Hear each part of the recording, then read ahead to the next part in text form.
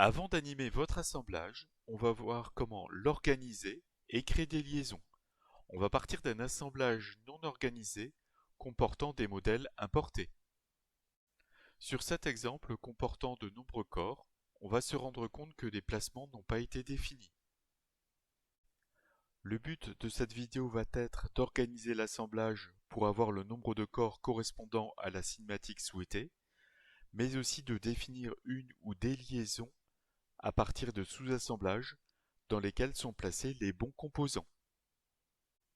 Dans cet assemblage qui n'est pas finalisé, je vais montrer comment animer l'extrémité de la tige de vérin de telle manière à pousser un objet situé en bout de convoyeur.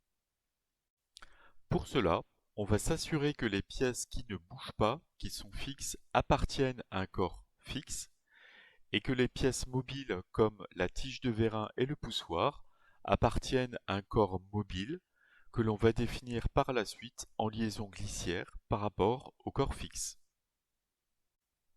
En sélectionnant ce bouton, arbre du mécanisme, et en cliquant sur cette flèche, je développe les différents corps et je vois qu'au total ici, on a, en fonction de la définition de l'assemblage, on a au total ici 6 corps. Avec un clic gauche, je vois quelles sont les pièces qui appartiennent à tel corps. Donc le but de cette vidéo va être d'avoir uniquement deux corps, un corps fixe nommé sol et un corps mobile qui sera par la suite défini en liaison glissière. En sélectionnant avec un clic gauche le corps 5, je vois que cela correspond à un composant téléchargé. Donc en éditant ce composant avec le bouton modifier la définition, on peut soit redéfinir sa position de manière peu précise avec le copilote 3D ou avec des plans avec un placement ici. Dans cette vidéo, pour gagner du temps, je vais le fixer et si je valide le bandeau supérieur, je vois qu'on vient de passer de 6 corps à 5 corps. Si je sélectionne par exemple avec un clic gauche le corps 2, je vois à l'écran que cela correspond à la tige de vérin. Et si je clique sur cette flèche à gauche ici, je développe et je vois le contenu du corps 2. Avec un clic gauche, si je sélectionne ici le seul modèle 3D dans ce corps 2, je peux le localiser dans l'assemblage. Donc ici, je vois qu'il est situé dans le sous-assemblage actionneur.asm. En développant un peu plus haut dans le sous-assemblage nommé actionneur.sm, je retrouve le composant et je peux constater que cette petite icône qui apparaît à gauche du nom du modèle 3D, si je l'édite, cela correspond au fait qu'il n'y a aucune restriction de placement. Je peux valider cette fenêtre. Je peux ainsi assez rapidement vérifier que le corps 1, le corps 2, le corps 3 et le corps 4 correspondent à ces différentes pièces pour lesquelles aucun placement n'a été défini. Comme ces différentes pièces devront se déplacer en même temps, je vais les placer dans un même sous-assemblage qui lui-même sera défini en liaison glissière. Dans un premier temps, je vais ouvrir le sous-assemblage actionneur, puis déplacer cette barre de création de telle manière à pouvoir créer un axe qui va m'aider à créer la liaison glissière. Je peux faire afficher les axes et les plans.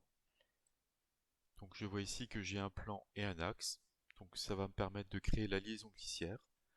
Ensuite, avec le bouton créer, je vais créer un sous-assemblage nommé ensemble poussoir.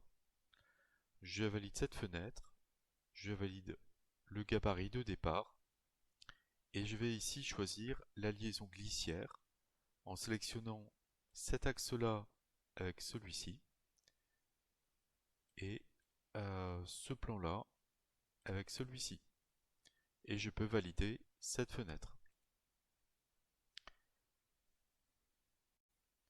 L'étape suivante va être de déplacer la barre de création et d'organiser le sous-assemblage que je viens de créer en ajoutant les différents composants qui n'ont pas été encore placés.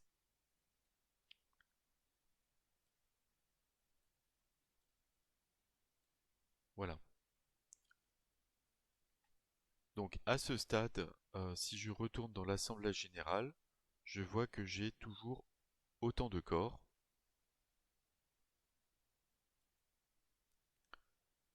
Et donc ici, je vais développer les différentes définitions de composants et en faisant un clic droit modifier la définition. Comme je considère que les composants sont bien placés, je vais uniquement les fixer. Sinon, il faudrait redéfinir le placement des composants si ce n'était pas bon. Donc on voit ici que le nombre de corps va diminuer au fur et à mesure.